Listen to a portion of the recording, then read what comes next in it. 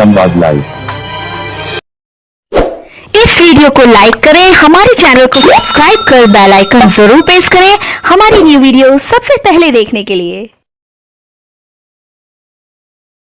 अच्छा सुनो, सब्सक्राइब करते वक्त ना घंटी बजा देना ताकि जब मैं ऑनलाइन आऊं तो तुम्हारे फोन की भी घंटी बजे।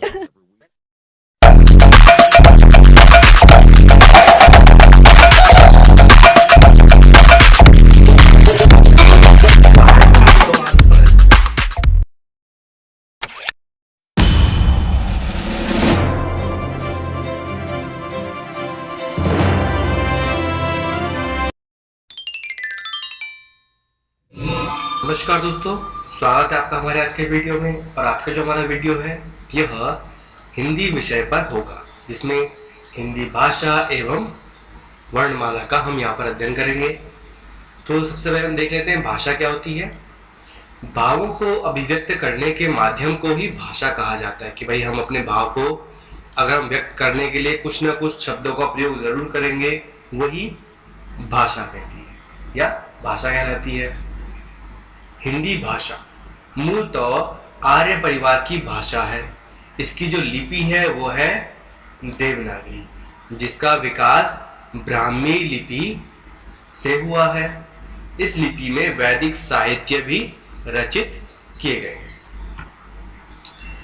बात कर लेते हैं वर्ण की। तो वर्ण क्या होते हैं? तो भाषा की सबसे छोटी मौखिक ध्वनि। देखो हमने क्या कहा है, भाषा की सबसे छोटी मौखिक ध्वनि या उसके लिखित रूप को वर्ण कहा जाता है। वर्ण का अर्थ अक्षर भी है, जिसका अर्थ अनाशवान अर्थात जिसका नाश नहीं हो सकता। अतः वर्ण अखंड मूल ध्वनि का नाम है, जिसका मतलब जिसके टुकड़े नहीं किए जा सकते। ठीक है, जिसके खंड नहीं हो सकते। वर्णमाला देखें, किसी भाषा के मूल ध्वनियों के व्यवस्थित समूह को। अब मूल ध्वनियां क्या हो जाएंगी? जैसे कि अ, आ, ई। ठीक है, तो किसी भाषा के मूल ध्वनियों के व्यवस्थित समूह को वर्णमाला कहते हैं। देवनागरी वर्णमाला में दो प्रकार के वर्ण होते हैं। एक तो होता है स्वर और दूसरा होता है व्यंजन। पहले हम बात कर लेते हैं स्वर की। तो वे वर्ण जिनके उच्चारण के लिए किसी अन्य वर्ण की आवश्यकता नहीं होती, स्वर कहलाते हैं। इनकी जो कुल संख्या है वो 11 है उच्चारण दृष्टि के आधार पर। अगर आपसे पूछ लिया जाए कि स्वर्ण कितने प्रकार के होते हैं, तो ये होते हैं 11, जिसमें अ, आ, ई, उ, री, ए, आई, ओ, औ। यहाँ कितने हो गए? ये टोटल हो गए 11। ठीक है, तो स्वर हो गए 11।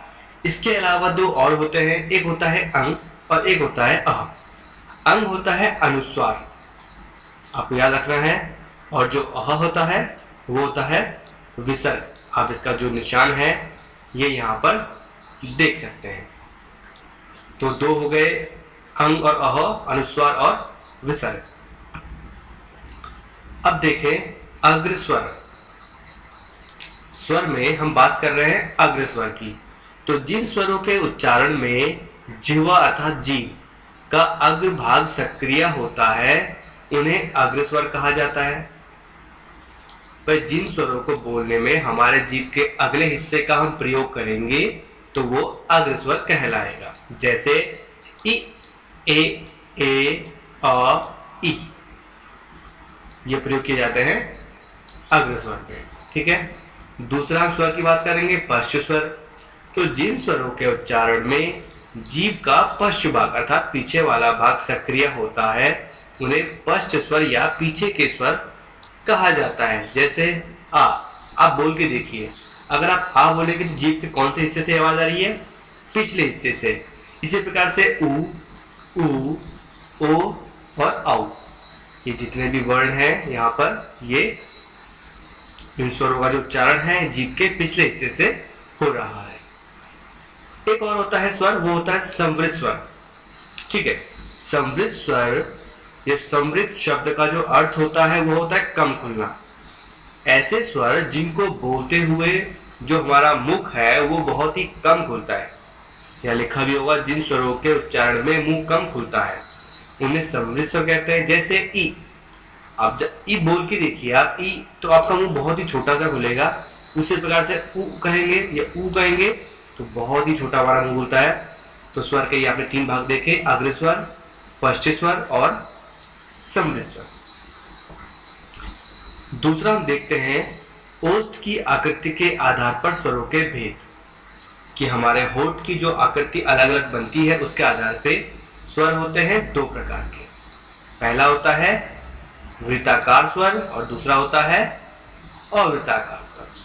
वृत्ताकार में आप देखें तो जिन स्वरों के उच्चारण में होठों का आकार गोल, क्या कह रहे हैं यहाँ पर ये कि गोल हो जाता है, उन्हें वृत्ताकार स्वर कहते हैं। जैसे अब आप बोल के देखिए ऊ ऊ, तो ये बोलते हुए आपके जो होठ है उसकी जो आकृति है वो गोल हो गई है।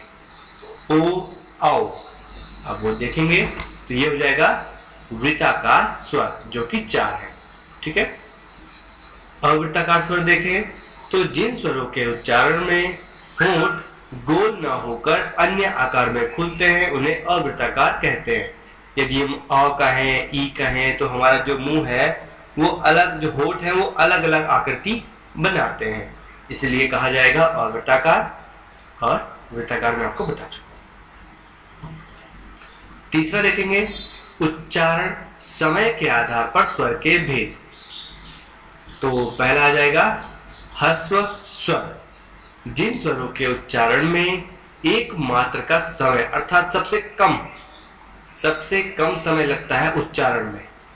हमने क्योंकि यहाँ पर लिखा है उच्चारण समय के आधार पर, तो जिन स्वरों को बोलने में बहुत ही कम समय लगता है उन्हें ह्रस्व स्वर कहा जाता है। जैसे अ, इ, उ, ये क्या हो जाएंगे ह्रस्व स्वर। अगर मैं कह दूं आ, तो आ बोलने के लिए थोड़ा ज्यादा समय लग रहा है, ठीक है ना, तो वो इसमें नहीं आएगा। ह्रस्व मतलब छोटा, ठीक है। तो जिन शब्दों को बोलने में आप बहुत ही कम समय लगाते हैं वो ह्रस्व स्वर कहलाता है। दूसरा होता है उच्चारण के आधार पर, उच्चारण समय के आधार पर दीर्घ स्वर। अब दीर्घ क्या होते हैं देखिए, जिन स्वरों के उच्चारण में 2 मात्राओं का या एक मात्रा से अधिक समय लगता है उन्हें दीर्घ स्वर कहा जाता है। एग्जाम्पल अभी मैंने आपको जैसे बताया आ, ई, उ, ए, आई, ओ, आओ, ये क्या हो जाएंगे दीर्घ स्वर, क्योंकि थोड़ा से अधिक जो समय है वो लग रहा है इन स्वरों के उच्चारण में, इसीलिए इन्हें कहा जाएगा दीर्घ स्वर। एक तीसरा होता है प्लुत स्वर, ठीक है। अब ये क्या होता है, जिन स्वरों के उच्चारण में 2 मात्राओं से अधिक समय लगे उन्हें प्लुत स्वर कहते हैं। जैसे अब देखिए, अगर हमें देखो, पहले मैंने आपको क्या बताया, पहले मैंने आपको बताया ह्रस्व यानी कि जिसमें बहुत कम समय लगता है। दूसरा मैंने आपको बताया दीर्घ जिसमें थोड़ा अधिक समय लगता है, और तीसरा होता है प्लुत स्वर, इसमें बहुत ज्यादा समय लगता है। जैसे कि अगर हम ओम को लिखें, ठीक है, तो ओ और म, आधा म इसमें इस प्रकार से लिखा जाएगा, ठीक है। अगर हम इसको अधिक लंबा खींचें तो क्या शब्द बन जाएगा, ये बन जाएगा ओम, इस प्रकार से हम बोलते हैं ना, ठीक है। तो जब हमारा जो स्वर है वो बहुत ही लंबा हो जाता है, ज्यादा बड़ा हो जाता है, तो वो प्लुत स्वर में आ जाता है, ठीक है। आप ये बताइए, आजकल व्यवहारिक रूप में यह प्रचलन में नहीं है, व्यवहारिक रूप में नहीं है, लेकिन हम संस्कृत के श्लोक वगैरह बोले तो वहां पर हम ओम का यूज करते हैं। तो आप समझ गए उच्चारण समय के आधार पर। स्वर भेद का महत्व, हिंदी में स्वरों का ज्ञान होना अनिवार्य है, बिल्कुल सही बात है। स्वरों के भेद का सही ज्ञान ना होने पर उच्चारण में ही नहीं अपितु अर्थ में भी परिवर्तन हो जाता है। अब देखिए कैसे, अगर आप सही उच्चारण नहीं करेंगे तो अर्थ का अनर्थ भी हो जाता है, और जो हम बोलना चाहते हैं वो कोई और शब्द भी हो जाएगा। एक एग्जाम्पल देखिए, कुल। अब इसमें छोटी ई की मात्रा हमने लगाई है, ठीक है, लेकिन अगर इसी शब्द में अगर हम बड़ी ई की मात्रा का इस्तेमाल कर दें तो ये हो जाएगा कुल, ठीक है, जो कि बन जाएगा दीर्घ स्वर में। ये ह्रस्व स्वर का शब्द था। अगर हम एक शब्द कहें और, इसी में अगर हम और बोल दें तो ये दीर्घ हो जाएगा। खोल, खौल, पानी खोलता है ना। इसी प्रकार से जाति, और ये जाति यानी कि जाना। इस प्रकार से अगर हम सही शब्द का उपयोग नहीं करेंगे या सही मात्राओं का, सही स्वरों का इस्तेमाल नहीं करेंगे तो अर्थ का अनर्थ हो जा सकता है और शब्द हमारा बदल सकता है। तो दोस्तों, इसी के साथ हमारा आज का वीडियो समाप्त होता है। फिर मिलेंगे नए वीडियो के साथ, तब तक के लिए धन्यवाद। इस वीडियो को अपने दोस्तों के साथ जरूर शेयर कीजिएगा और इस वीडियो में कमेंट करके हमें लाजमी तौर पर बताइएगा कि आने वाले वक्त में आप किस तरह की वीडियोस देखना पसंद करते हैं।